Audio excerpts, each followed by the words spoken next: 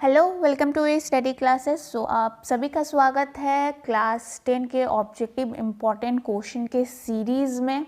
चलिए सबसे पहले देख लेते हैं कि ये वीडियो इस वीडियो का टॉपिक क्या होने वाला है। तो आज के हम इस वीडियो में क्लास 10 का रासायनिक विज्ञान यानी केमिस्ट्री के इम्पॉर्टेंट ऑब्जेक्टिव क्वेश्चन के ऊपर डिस्कस करने वाले हैं। ठीक है, इम्पॉर्टेंट ऑब्जेक्टिव क्वेश्चन के ऊपर डिस्कस करने वाले हैं। आप लोगों के एनसीईआरटी बुक में टोटल 5 यानी चैप्टर नंबर 1, 2, 3, 4, 5 तो 5 चैप्टर्स जो है वो लगातार केमिस्ट्री के चैप्टर्स हैं। तो ये पांचों चैप्टर से जितने भी रैंकिंग वाले ऑब्जेक्टिव क्वेश्चन है उसके ऊपर डिस्कस करने वाले हैं। यहाँ पे आप लोगों को इम्पॉर्टेंट क्वेश्चन भी देखने को मिल जाएगा, साथ ही साथ उसका आंसर भी आप लोगों को मिल जाएगा। यानी ये वीडियो जो है आप लोगों के लिए बहुत हेल्पफुल होने वाला है। मैं आप लोगों से बस इतना सा रिक्वेस्ट करूँगी, आप लोग वीडियो के अंत तक जुड़े रहिए, ठीक है।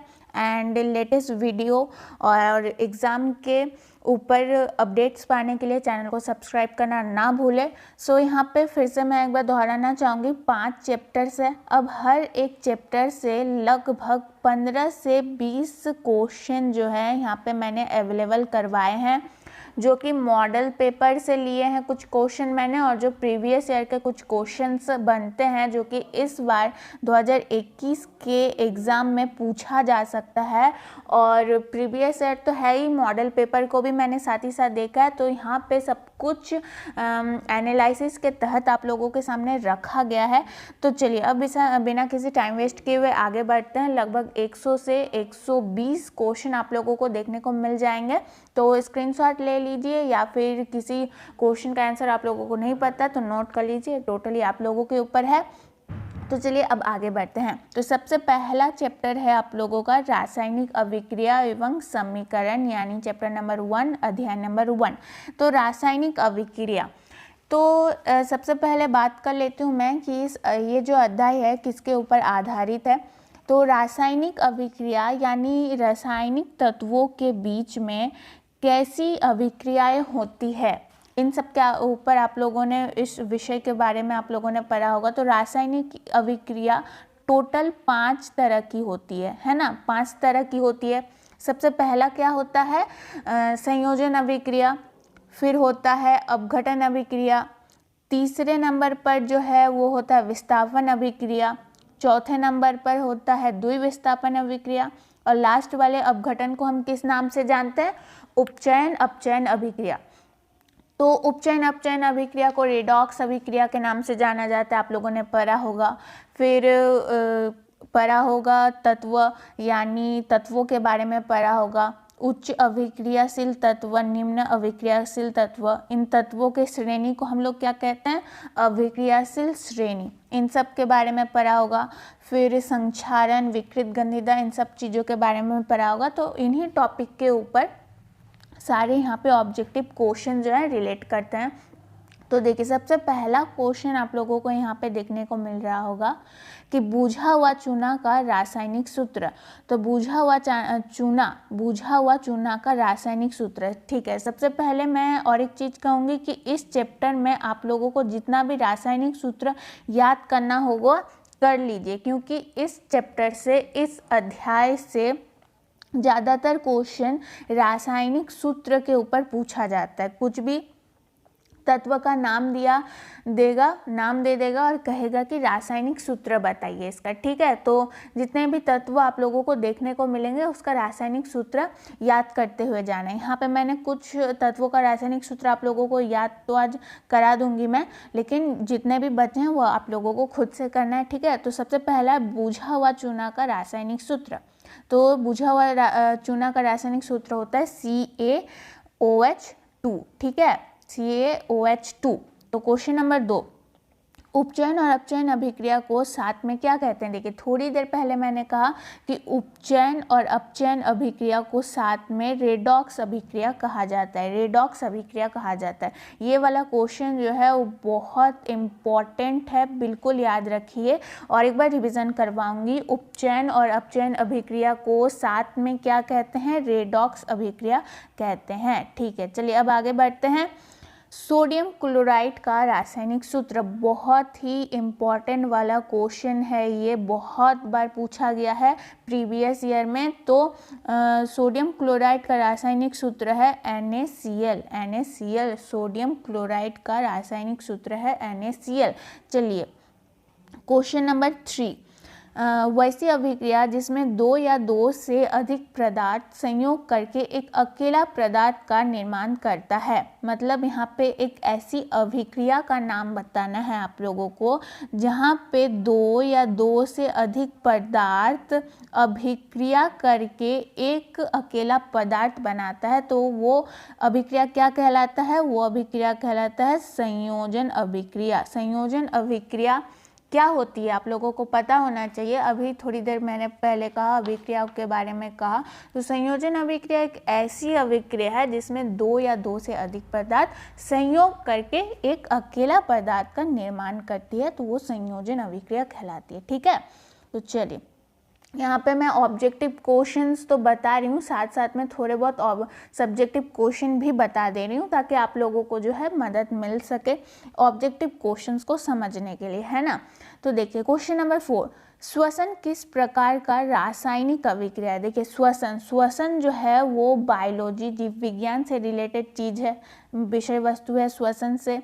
लेकिन श्वसन को भी अगर हम रासायनिक अभिक्रिया के तौर पर समझे तो वो कैसी अभिक्रिया होगी? उपचयन अभिक्रिया होगी। उपचयन अपचयन अभिक्रिया के बारे में हमने थोड़ी देर पहले बात की, तो कौन सी अभिक्रिया होगी? उपचयन अभिक्रिया होगी। ठीक है, देखिए फिर क्वेश्चन नंबर 5, नाइट्रोजन डाइऑक्साइड यानी NO2 देखिए यहाँ पे तो प्रिंट किया हुआ है ना, तो इसमें थोड़ा सा डिफ़िकल्टी हो रहा होगा, लेकिन जितना भी संख्या है वो संख्या ना सारा नीचे लिखा जाता है। केमिस्ट्री में जितना भी रासायनिक सूत्र आप लोगों को देखने को मिलेगा, वो जो लास्ट वाला जो डिजिट होता है, संख्या होती है, उसको नीचे लिखा जाता है NO2। ठीक है, तो नाइट्रोजन ऑक्साइड के धुएं का रंग क्या होता है? तो धुएं का रंग होता है भूरा। धुएं का क्या रंग होता है? भूरा। ठीक है, क्वेश्चन नंबर 6, लोहे को जंग से बचाने का उपाय। लोहे को जंग से बचाने के लिए हम क्या करते हैं? आप लोगों को भी पता होगा, घरेलू उपाय हम लोग क्या निकालते हैं कि लोहे के सामानों को हम पेंट कर देते हैं, यानी पेंट से रंग देते हैं ताकि उसमें जंग ना लगे। ठीक है, चलिए question number 7, 2Cu plus O2 मिलके क्या बनेगा? 2CuO। ठीक है, 2CuO। तो ये किसका उदाहरण है? तो ये है कॉपर का ऑक्सीकरण। यानी यहाँ पे जो हो रहा है, ये जो अभिक्रिया आप लोगों के सामने है, इस अभिक्रिया के दौरान क्या हो रहा है? कॉपर का ऑक्सीकरण हो रहा है। ठीक है, कॉपर का ऑक्सीकरण हो रहा है। चलिए अब बढ़ते हैं आगे क्वेश्चन नंबर 8 की तरफ। अभिक्रिया जिसमें आयनों का आदान प्रदान होता है वो कौन सी अभिक्रिया कहलाती है? मतलब मैंने जो 5 अभिक्रियाओं के बारे में आप लोगों से बात किया, तो उन 5 अभिक्रियाओं में से ऐसी कौन सी अभिक्रिया है जिसमें आयनों का आदान प्रदान होता है?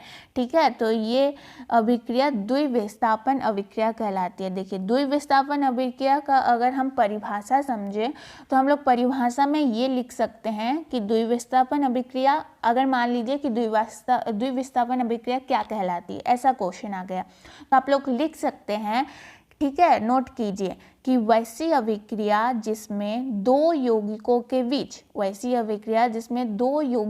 बीच आयनों की अदला बदली होती है और फलस्वरूप नए यौगिकों का निर्माण होता है। क्या होता है कि दो यौगिकों के बीच, मान लीजिए 2 यौगिक है, उनके बीच आयनों का अदला बदली हुआ और एक नया यौगिक का निर्माण हुआ, उसे हम कहते हैं द्विविस्थापन अभिक्रिया। ठीक है, चलिए यहाँ पे सब्जेक्टिव क्वेश्चन की भी तैयारी हो जा रही है, ऑब्जेक्टिव क्वेश्चन तो हम लोग देख ही रहे हैं।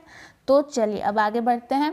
वे अभिक्रिया जिनमें उत्पाद के बनने के साथ साथ ऊष्मा भी उत्पन्न होता है, यानी उत्पाद तो बनता है, वैसी अभिक्रिया जिसमें उत्पाद तो बनता है और साथ साथ में ऊष्मा का भी उत्पन्न होता है, यानी ऊष्मा भी उत्पन्न होता है, वैसी अभिक्रिया को कहते हैं ऊष्माक्षेपी अभिक्रिया। ठीक है, ऊष्माक्षेपी अभिक्रिया। चलिए क्वेश्चन नंबर 10, सिल्वर क्लोराइड यानी AgCl का रंग क्या है? श्वेत है, श्वेत है। ये वाला क्वेश्चन जो है वो इम्पॉर्टेंट है, ये वाला क्वेश्चन इम्पॉर्टेंट है। और यहाँ पे मैंने 5 अभिक्रिया का नाम लिया था ना, 5 अभिक्रिया का आप लोगों को परिभाषा याद करना है, साथ साथ में उसका एक उदाहरण भी याद कर लेना है, ठीक है। एक तत्व का उदाहरण मतलब अभिक्रिया का एक उदाहरण भी याद कर लेना है, ठीक है। चलिए अब आगे बढ़ते हैं। लोहे पर जंग लगने की क्रिया को क्या कहते हैं? यानी लोहे पर जो जंग लग जाता है उसको क्या कहते हैं? उसको संक्षारण कहते हैं, ठीक है। संक्षारण, संक्षारण में क्या होता है? उपचयन अभिक्रिया का परिणाम है। संक्षारण जो है वो उपचयन अभिक्रिया का परिणाम है जिसमें किसी धातु के ऊपर ऑक्सीजन जल का प्रभाव पड़ता है, ठीक है। ऑक्सीजन जल का प्रभाव पड़ता है, तो इसीलिए क्या होता है, उनके बीच लोहे पर जंग लग जाता है। चलिए अब आगे बढ़ते हैं। क्वेश्चन नंबर 12, CaCO3 यानी उष्मा, तो क्या हो गया ये? -CaO और +CO2 किस प्रकार का समीकरण है? ये किस प्रकार का समीकरण है? वियोजन, ठीक है। ये समीकरण क्या कहलाती है? वियोजन, ठीक है। चलिए अब आगे बढ़ते हैं। विस्थापन अभिक्रिया का एक उदाहरण दीजिए। विस्थापन अभिक्रिया का एक उदाहरण दीजिए। मैंने थोड़ी देर पहले कहा ना कि हर एक अभिक्रिया का परिभाषा याद कीजिए और एक उदाहरण याद कर लीजिए। तो विस्थापन अभिक्रिया का उदाहरण आप लोगों को यहाँ पे दिख रहा होगा, इसको कीजिए नोट। यानी Zn जिंक प्लस CuSO4 बन के क्या बनेगा? ZnSO4 प्लस Cu, ठीक है। चलिए अब आगे बढ़ते हैं। रासायनिक अभिक्रिया के कितने प्रकार होते हैं? तो मैंने पहले ही कहा था चैप्टर शुरू करने से पहले कि रासायनिक अभिक्रिया 5 तरह की होती है। चलिए यहाँ पे हमने लगभग 14 क्वेश्चन देखे हैं ना, 14 से 15 क्वेश्चन देखे हम लोगों ने। बहुत ही आसान था और इम्पॉर्टेंट भी था। प्रीवियस ईयर में काफ़ी बार पूछा जा चुका है, मॉडल पेपर्स में भी हैं। यानी इस तरीके से हम कह सकते हैं कि 2021 के एग्ज़ाम के लिए बहुत इम्पॉर्टेंट था वो सारे क्वेश्चन। ज़्यादा क्वेश्चन है नहीं, देखिए ज़्यादा क्वेश्चन मैं आप लोगों को याद करवाऊँगी। तो केमिस्ट्री का तो एक तो अभिक्रिया का काम होता है, सारे तत्व आप लोगों को याद करना है, रासायनिक सूत्र याद करना है। तो ज़्यादा क्वेश्चन मैं यहाँ पे बताऊँगी। मान लीजिए यहाँ पे 15 के जगह मैंने आप लोगों को बता दिए 50 क्वेश्चन, ठीक है। इम्पॉर्टेंट भी नहीं है फिर भी मैंने बता दिया, तो ऐसा कुछ तो लाभ होने वाला है नहीं, आप लोगों को ही कंफ्यूजन होना है। तो इससे अच्छा जो इम्पॉर्टेंट है उन क्वेश्चन के ऊपर ध्यान दिया जाए। पढ़ना तो हमें पूरा बुक ही है ना, पूरा अध्याय हमें पढ़ना होता है। लेकिन अगर आप एग्ज़ाम की तैयारी करते हैं तो स्मार्ट आप लोगों को पढ़ना है, स्मार्ट तरीके से पढ़ना है। तो जो इम्पॉर्टेंट टॉपिक्स है उन पे ज़्यादा ध्यान देना है। चलिए अब आगे बढ़ते हैं। फिर दूसरा अध्याय है अम्ल, क्षारक एवं लवण, यानी चैप्टर नंबर 2 अम्ल, क्षारक, लवण। तो समझ में आ ही रहा होगा, अम्ल होगा, क्षारक होगा, लवण की बात होगी, ठीक है। चलिए बात करते हैं। तो उदासीन विलयन का pH मान होता है, यानी उदासीन विलयन का pH, आप लोगों को स्केल के बारे में जानकारी होगी ना, स्केल के बारे में। तो जहाँ 0 होता है वही उदासीन विलयन होता है, यानी इसका pH मान जो होता है यहाँ पे 7 होगा, ठीक है। सॉरी, ये जो स्केल होता है जो बीच में होता है उसमें 7 है, तो वहाँ जो होगा जितनी भी तत्व होगा वो सारे उदासीन होगा। उदासीन का क्या मतलब है कि ना तो अम्ल होगा ना तो क्षारक होगा, वो तत्व ना अम्ल होगा ना क्षारक होगा। तो उदासीन विलयन का pH मान क्या होता है? 7, ठीक है। क्वेश्चन नंबर 2, सल्फ्यूरिक अम्ल का अनुसूत्र होता है, यानी सूत्र के बारे में बात हो रही है। तो सल्फ्यूरिक अम्ल का सूत्र होता है H2SO4। H2SO4 आप लोगों को कैसे लिखना है? H2 नीचे SO फिर 4 नीचे, ठीक है। H2SO4 बहुत ही इम्पॉर्टेंट वाला क्वेश्चन है, ये ध्यान रखिए। सल्फ्यूरिक अम्ल का अनुसूत्र होता है H2SO4। फिर क्वेश्चन नंबर 3, सोडियम कार्बोनेट का अनुसूत्र क्या होता है? तो सोडियम कार्बोनेट का अनुसूत्र होता है Na2CO3, ठीक है। तो चलिए क्वेश्चन नंबर 4, आयनिक यौगिक का एक उदाहरण दीजिए। उदाहरण वाले क्वेश्चन बहुत आप लोगों को देखने को मिल जाएंगे इसका उदाहरण दीजिए, इस अभिक्रिया का उदाहरण दीजिए।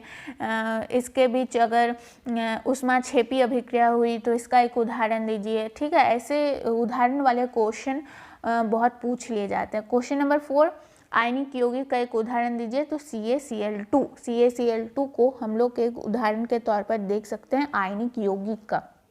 क्वेश्चन नंबर 5, ताजे दूध का pH मान क्या है? ताजे दूध का pH मान है 6। ठीक है, ताजे दूध का pH मान है 6। क्वेश्चन नंबर 6, विरंजक चूर्ण का अणुसूत्र है। तो ये वाला क्वेश्चन जो है बहुत इम्पॉर्टेंट है। अणुसूत्र विरंजक चूर्ण का बार बार पूछा जाता है एग्जाम में।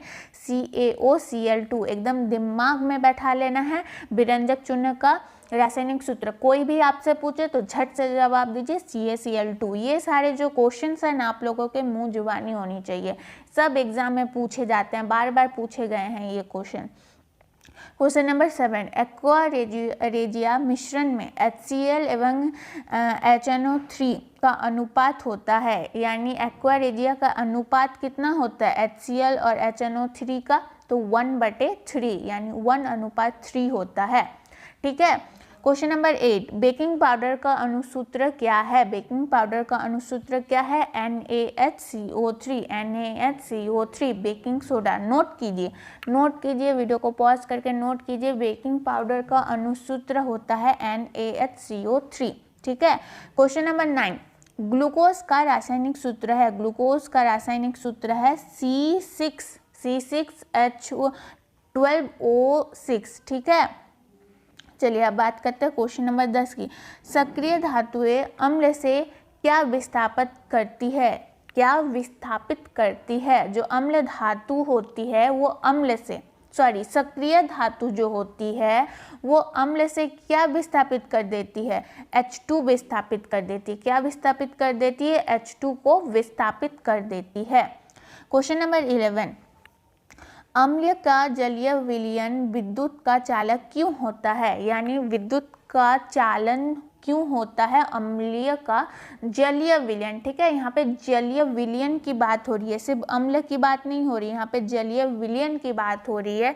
यानी मान लीजिए किसी अम्ल चीज को जल में अगर घोला जाता है तो वो जो पानी है वो विद्युत का बहुत अच्छा चालक होता है। तो ऐसा क्यों होता है?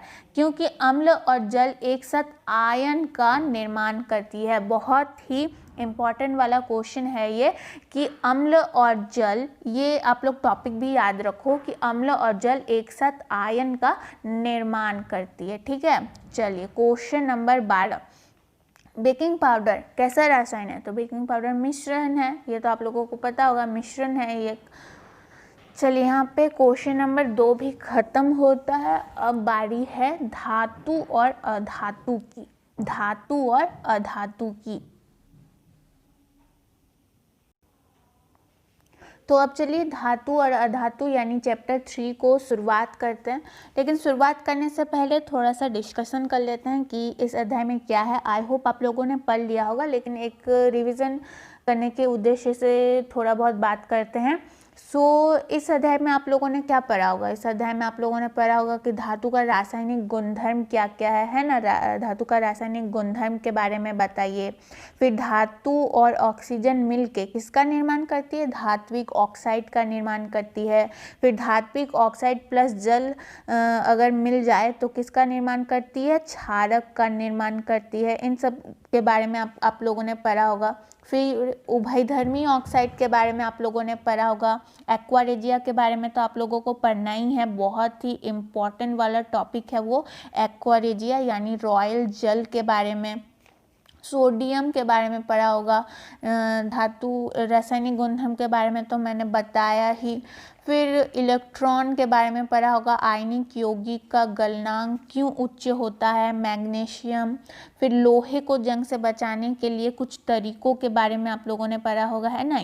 तो आप लोगों का शायद सब्जेक्टिव में एक ऐसा क्वेश्चन भी है कि लोहे को जंग से बचाने के लिए कुछ उपाय बताइए। तो सबसे पहला उपाय तो घरेलू उपाय है कि हम पेंट करते हैं ना। इसके ऊपर भी थोड़ी देर पहले डिस्कशन हुई कि लोहे को जंग से बचाने के लिए हम लोग पेंट का इस्तेमाल करते हैं।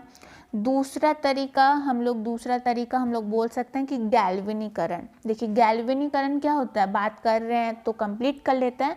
देखिए गैल्वेनीकरण लोहे पर पिघले हुए जिंक को परत चढ़ाना होता है, ठीक है।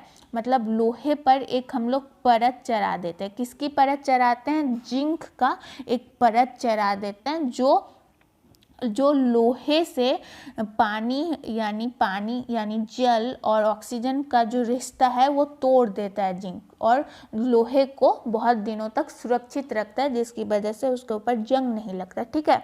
इन्हीं सब चीज़ों के आप लोग टॉपिक पे पढ़ा होगा धातु और अधातु में, ठीक है। चलिए अब बात करते हैं ऑब्जेक्टिव क्वेश्चन के ऊपर। तो सबसे पहला क्वेश्चन ये है कि दो धातु जो प्रकृति में स्वतंत्र रूप में मिलता है। बहुत ही इम्पॉर्टेंट है ये क्वेश्चन कि कौन सा धातु है जो प्रकृति में स्वतंत्र अवस्था में पाया जाता है, स्वतंत्र रूप में पाया जाता है, जो बोलिए। तो सबसे पहला तो हमें पता ही है सोना, और दूसरा जो है वो है प्लेटिनम, ठीक है। प्लेटिनम का जो है वो काफ़ी कीमत है। वैसे तो मार्केट में सोने की भी कीमत बहुत अधिक है, लेकिन प्लेटिनम जो है वो भी काफ़ी महंगा बिकता है, ठीक है।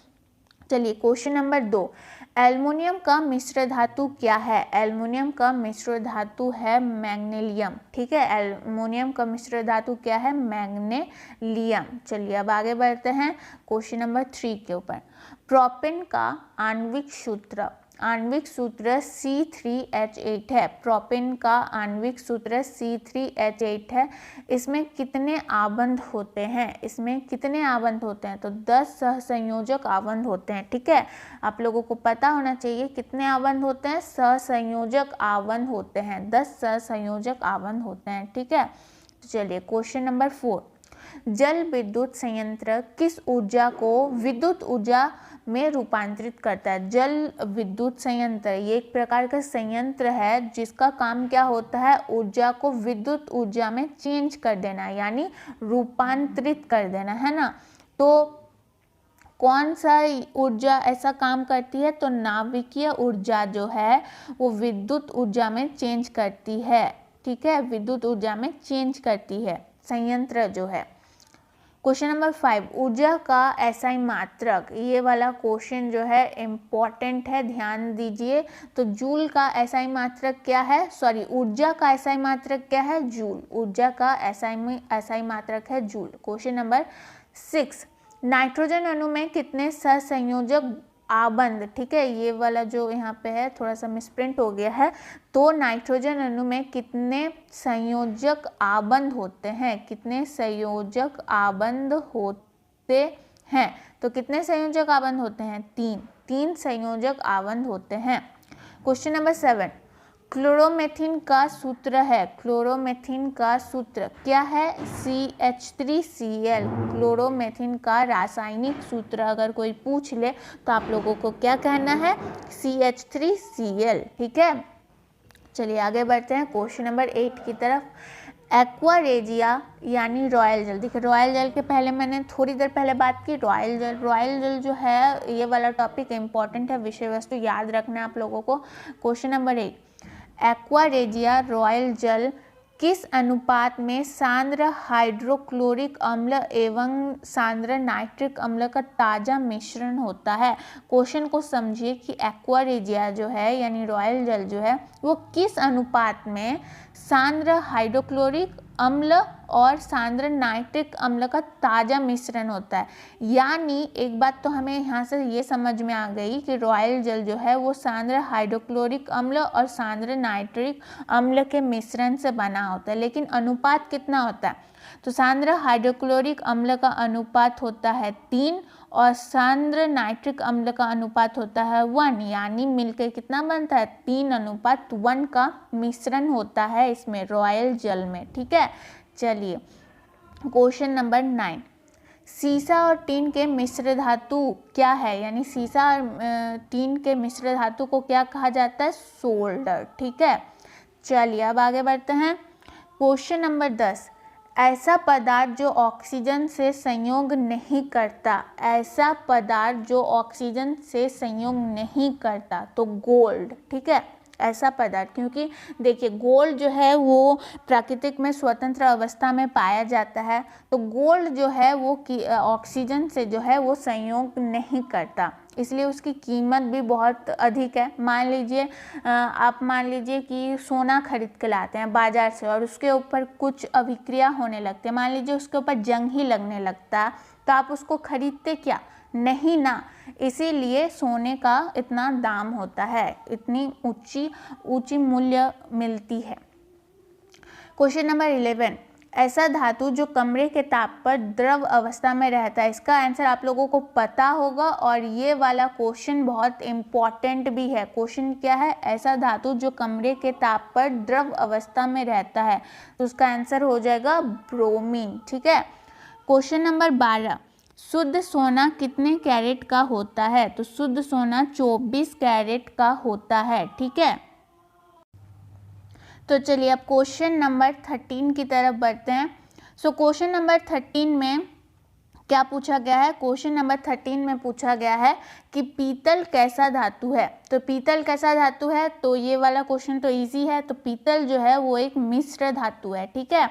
तो चलिए क्वेश्चन नंबर 14, आयनिक यौगिक का एक उदाहरण। आयनिक यौगिक का एक उदाहरण COCl2 आप लोग लिख सकते हैं कि आयनिक यौगिक का एक उदाहरण के तौर पर हम CaCl2 को लिख सकते हैं। क्वेश्चन नंबर 15, धातु की प्रकृति कैसी है? तो धातु की प्रकृति कैसी है? विद्युत धनात्मक यानी विद्युत का चालक होता है धातु।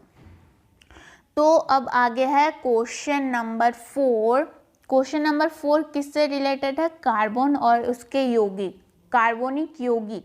तो कार्बनिक यौगिकों के बारे में पढ़ा होगा ना आप लोगों ने इस अध्याय में, कार्बन और उसके यौगिक। तो कार्बनिक यौगिक हाइड्रोकार्बन के बारे में पढ़ा होगा, फिर हाइड्रोकार्बन कितने प्रकार के होते हैं इन सब के बारे में पढ़ा होगा, यौगिक क्या होता है, कार्बनिक यौगिक क्या होता है, इन सब के बारे में आप लोगों ने जरूर पढ़ा होगा इस अध्याय में। तो चलिए अब बढ़ते हैं क्वेश्चन नंबर 1 की तरफ। तो क्वेश्चन नंबर 1 में है कि ब्यूटेन का रासायनिक सूत्र। क्वेश्चन नंबर 1 में है कि ब्यूटेन का रासायनिक सूत्र क्या है? ब्यूटेन का रासायनिक सूत्र है C4H10। क्वेश्चन नंबर 2, हाइड्रोकार्बन कितने प्रकार के होते हैं? तो हाइड्रोकार्बन जो है वो 2 प्रकार के होते हैं। 2 प्रकार क्या क्या? संतृप्त हाइड्रोकार्बन और दूसरा होता है असंतृप्त हाइड्रोकार्बन। क्वेश्चन नंबर 3, कार्बन से बना यौगिक क्या कहलाता है? कार्बन से बना यौगिक कार्बनिक यौगिक कहलाता है। कार्बनिक यौगिक कहलाता है। क्वेश्चन नंबर 4, संगमरमर का रासायनिक सूत्र क्या है? तो इस चैप्टर में भी आप लोगों को रासायनिक सूत्र कहीं मिल जाएंगे। तो ब्यूटेनॉल, प्रोपेनॉल, इन सब के बारे में भी आप लोगों को पढ़ना होगा। तो उसका चित्र होता है। मैंने इस चैप्टर के ऊपर कुछ वीडियोस बनाए हुए थे, तो डिस्क्रिप्शन में लिंक मिल जाएगा आप लोगों को, तो देख लेना अगर किसी को कुछ प्रॉब्लम होता है तो। और अगर नहीं मिला तो कमेंट बॉक्स में एक बार कमेंट भी कर सकते हो, तो उसके ऊपर मैं वीडियोस बना दूंगी। तो क्वेश्चन नंबर 4 है, संगमरमर का रासायनिक सूत्र क्या है? तो संगमरमर का रासायनिक सूत्र है CaCO3। संगमरमर का रासायनिक सूत्र है CaCO3। क्वेश्चन नंबर 5, एथेनॉल का क्रियाशील मूलक है। एथेनॉल का क्रियाशील मूलक क्या है? -OH। ठीक है। क्वेश्चन नंबर 6, -COOH अभिक्रियाशील मूलक को क्या कहते हैं? तो उसके मूलक को क्या कहते हैं? अम्ल कहलाता है उसका मूलक। क्वेश्चन नंबर 7, कार्बनिक समूह को सूचित किया जाता है। कार्बनिक समूह को किससे सूचित किया जाता है? -CO से सूचित किया जाता है कार्बनिक समूहों को। ठीक है। अब चलिए क्वेश्चन नंबर 8, नाइट्रोजन अणु में कितने सहसंयोजक बंधन होते हैं? नाइट्रोजन अणु में कितने सहसंयोजक बंधन होते हैं? सॉरी, बंधन नहीं, आबंध होगा। ठीक है, वो आबंध कहलाता है। तो नाइट्रोजन अणु में कितने सहसंयोजक आबंध होते हैं? तो 3 आबंध होते हैं। क्वेश्चन नंबर 9, सरलतम हाइड्रोकार्बन है। सरलतम हाइड्रोकार्बन पूछ लिया जाए कि सरलतम हाइड्रोकार्बन का एक उदाहरण बताइए, तो आप लोगों को लिखना है मीथेन। मीथेन जो है वो सबसे सरलतम हाइड्रोकार्बन है। अब आगे बढ़ते हैं क्वेश्चन नंबर 10, ब्यूटेन यौगिक है चतुर कार्बन जिसका प्रक्रियात्मक समूह है। तो ब्यूटेन किसका यौगिक है? जिसका जो प्रक्रियात्मक समूह है वो चतुर कार्बन है। तो ऐसा क्या है? कीटोन है। कीटोन, ब्यूटेन यौगिक है कीटोन का। क्वेश्चन नंबर 11, एथेन में कितने सहसंयोजक आबंध है? तो 7। एथेन में कितने सहसंयोजक आबंध है? तो 7। क्वेश्चन नंबर 12, सल्फ्यूरिक अम्ल का अणुसूत्र क्या होता है? बहुत ही इंपॉर्टेंट वाला क्वेश्चन है ये कि सल्फ्यूरिक अम्ल का अणुसूत्र क्या होता है? तो H2SO4, H2SO4। क्वेश्चन नंबर 13, वायुमंडल में CO2 गैस की कितनी मात्रा उपस्थित है? बहुत ही इजी सा सवाल और इम्पॉर्टेंट भी है कि वायुमंडल में CO2 गैस की कितनी मात्रा उपस्थित रहती है? 0.03%, 0.03%। क्वेश्चन नंबर 14, कार्बन हाइड्रोजन से सहयोग कर क्या बनाता है? कार्बन हाइड्रोजन से संयोग कर क्या बनाता है? तो हाइड्रोकार्बन का निर्माण करता है। हाइड्रोकार्बन का निर्माण होता है। क्वेश्चन नंबर 15, मेथनॉल का रासायनिक सूत्र, यानी मेथनॉल का रासायनिक सूत्र क्या है? HCHO, ठीक है, HCHO। मेथनॉल का रासायनिक सूत्र HCHO। क्वेश्चन नंबर 16, कार्बनिक यौगिक की संख्या मिलियन में है। ये तो आप लोगों को पता ही है कि कार्बनिक यौगिकों की संख्या मिलियन में है। तो इसके पीछे का क्या कारण है? कार्बनिक यौगिकों के संख्या मिलियन होने के पीछे क्या कारण है? 2 कारण है। एक तो श्रृंखलन, दूसरा चतुसंयोजकता। एक तो श्रृंखलन और दूसरा चतुसंयोजकता, ठीक है। चलिए अब आगे बढ़ते हैं। तो इस अध्याय में बेसिकली आप लोगों ने आवर्त वर्गीकरण यानी तत्वों को किस वर्गीकरण मतलब कौन से आधार पर वर्गीकृत किया गया है, इन सब के ऊपर आप लोगों ने पढ़ा होगा। जैसे कि डॉवे-राइनर का त्रिक नियम के बारे में आप लोगों ने पढ़ा होगा, है ना। डॉवे-राइनर का त्रिक नियम, मेंडेलीव की आवर्त सारणी, आधुनिक आवर्त सारणी, फिर इन तीनों आवर्त सारणी में क्या क्या अंतर है, इन सब के ऊपर बारे में आप लोगों ने पढ़ा होगा। इलेक्ट्रॉनिक विन्यास के बारे में आप लोगों ने पढ़ा होगा। तो इसी से आधारित ये वाला चैप्टर है। तो यहाँ पे आप लोगों को एक एक करके ऑब्जेक्टिव क्वेश्चन मैं बताती हूँ और साथ में उसका आंसर बताती हूँ, ठीक है। चलिए अब आगे बढ़ते हैं। तो सबसे पहला क्वेश्चन है कि अष्टक सिद्धांत का प्रतिपादन किसने किया? बहुत ही इम्पोर्टेंट सा ये क्वेश्चन है कि अष्टक सिद्धांत का प्रतिपादन किसने किया था? तो न्यूलैंड्स ने इसका प्रतिपादन किया था, ठीक है। दूसरा क्वेश्चन भी इम्पोर्टेंट है कि मेंडेलीव ने आवर्त नियम का आविष्कार कब किया? मेंडेलीव ने आवर्त नियम का आविष्कार कब किया? तो 1871 में। याद रखना आप लोगों को, हर एक क्वेश्चन, ज़्यादा क्वेश्चन है नहीं, 100 से 120 क्वेश्चन ही मिल जाएंगे आप लोगों को इस वीडियो में। तो क्वेश्चन नंबर 3 में कहा गया है आवर्त सारणी के प्रथम वर्ग के सदस्य हैं, यानी प्रथम वर्ग में, आवर्त सारणी के प्रथम वर्ग में कैसे धातु उपस्थित हैं? तो कैसे धातु उपस्थित हैं? क्षारीय धातु उपस्थित हैं आवर्त सारणी के प्रथम वर्ग में, ठीक है। चलिए अब आगे बढ़ते हैं क्वेश्चन नंबर 4 की तरफ। मेंडेलीव ने तत्वों को किसके बढ़ते हुए क्रम में वर्गीकृत किया है? यानी वर्गों का, यानी तत्वों का जो वर्गीकरण हुआ है वो किसके हुए बढ़ते क्रम में? तो परमाणु द्रव्यमान, यानी तत्वों के परमाणु द्रव्यमान।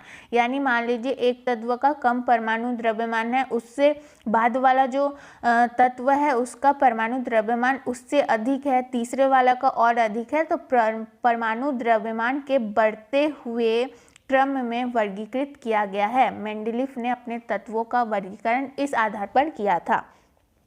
क्वेश्चन नंबर 5, त्रिक नियम का प्रतिपादन किस वैज्ञानिक ने किया था? यानी त्रिक नियम का प्रतिपादक कौन था? तो न्यूलैंड्स था। त्रिक नियम का प्रतिपादक न्यूलैंड्स ने किया था। क्वेश्चन नंबर 6, मेंडेलीव की आवर्त सारणी में कितने समूह और आवर्त हैं? कितने समूह हैं और आवर्त हैं किसके आवर्त सारणी में? तो मेंडेलीव के आवर्त सारणी में। तो समूह कितने हैं? 8 समूह हैं और 6 आवर्त हैं, ठीक है। 8 समूह हैं और 6 आवर्त हैं। क्वेश्चन नंबर 7, आधुनिक आवर्त सारणी में कितने आवर्त हैं? आधुनिक आवर्त सारणी में 7 आवर्त हैं। ठीक है, यहाँ से एक सब्जेक्टिव क्वेश्चन मेरे दिमाग में आ रहा है। एक सब्जेक्टिव क्वेश्चन ये पूछा जाता है कि आधुनिक आवर्त सारणी और मेंडलीव की आवर्त सारणी में क्या क्या तुलना है। लगभग 3 से 4 तुलना आप लोगों को देखने को मिल जाएगी, तो उन तुलनाओं को आप लोगों को लिखना पड़ता है। ऐसा एक सब्जेक्टिव क्वेश्चन पूछा जाता है। तो कहाँ थे हम लोग कि आधुनिक आवर्त सारणी में कितने आवर्त होते हैं? तो 7 आवर्त होते हैं। ठीक है। क्वेश्चन नंबर 8, न्यूलैंड्स ने अष्टक नियम का खोज कब किया? तो न्यूलैंड्स ने अष्टक नियम का खोज 1866 यानी 1866 में किया था। क्वेश्चन नंबर 9, हीलियम कैसा तत्व है? तो हीलियम एक अक्रिय तत्व है। हीलियम एक अक्रिय तत्व है। क्वेश्चन नंबर 10, प्रकृति में ऑक्सीजन का संतुलन कैसे बना रहता है? प्रकृति में ऑक्सीजन का बैलेंस यानी संतुलन कैसे बना रहता है?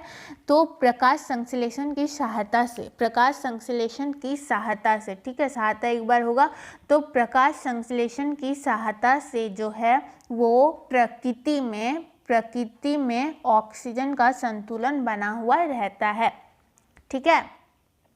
क्वेश्चन नंबर 11, सिलिकॉन क्या है? तो सिलिकॉन आप सभी को पता होगा, सिलिकॉन एक उपधातु है। सिलिकॉन एक उपधातु है। क्वेश्चन नंबर 12, तत्वों की कितनी संख्या है? यानी ऐसे कितने तत्व हैं जिसके बारे में हमें जानकारी है? तो 114 तत्वों की जानकारी जो है अभी तक प्राप्त हो सकी है हमें। क्वेश्चन नंबर 13, मेंडलीव ने तत्वों को किसके बढ़ते हुए क्रम में वर्गीकृत किया है? तो परमाणु द्रव्यमान के बढ़ते हुए क्रम में। परमाणु द्रव्यमान के बढ़ते हुए क्रम में। ठीक है। क्वेश्चन नंबर 14, आवर्त सारणी के प्रथम वर्ग के कैसे धातु सम्मिलित हैं? तो क्षारीय धातु सम्मिलित हैं। क्वेश्चन नंबर 15, कौन ओ वर्ग का तत्व है? कौन 0 वर्ग ओ वर्ग का तत्व है? तो He। क्वेश्चन नंबर 16, कैल्शियम की परमाणु संख्या कितनी है? कैल्शियम की परमाणु संख्या है 20। कैल्शियम की परमाणु संख्या है 20। और यहीं पे आज का अध्याय, आज का वीडियो ख़त्म होता है। यहाँ पे हमने टोटल जो है 5 चैप्टर्स देख लिए हैं। तो एक एक चैप्टर करके हमने सभी चैप्टर्स का देख लिया है। Objective important question I hope आप लोगों को समझ में आ चुका होगा। कहीं भी दिक्कत होता है क्या करना है? कमेंट बॉक्स में कमेंट करना है। कुछ दूसरे वीडियोस के आप लोगों को लिंक चाहिए तो कमेंट में कमेंट कीजिए। इंस्टा पे जाइए, मुझे आप लोग इंस्टा में भी फॉलो कर सकते हैं। टेलीग्राम ग्रुप को भी ज्वाइन कर सकते हैं। वीडियो को लाइक कीजिए, दोस्तों के साथ शेयर कीजिए। कुछ भी दिक्कत होता है कमेंट बॉक्स में कमेंट कीजिए। तो बस आज के लिए इतना ही।